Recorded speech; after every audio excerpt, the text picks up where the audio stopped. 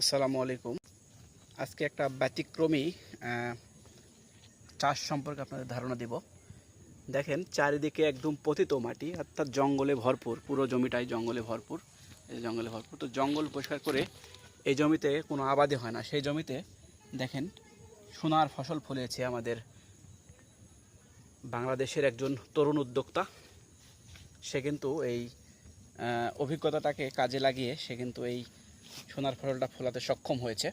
দেখেন শুধু এই আদাগুলোর শুধু চাপটা দেখেন কত সুন্দরভাবে বেড়ে উঠছে। তো এই মাটিটা কিন্তু একটু নিচু, নিচু মাটিতে দেখেন একটু ভরাট ফেলে, যেই পাউশ মাটি এগুলো দিয়ে একটু ভরাট ফেলেছে, ফেলে কিন্তু সে এই আদাটা চাষ করেছে এবং আমার মনে হয় যে সে সফল হবে। কারণ আদার এখন পর্যন্ত যে বিয়ান বা চাপগুলো দেখতেছি, এগুলোতে দেখে মনে হচ্ছে যে আসলে সে সফলতার দ্বার প্রান্তে পৌঁছে যাচ্ছে।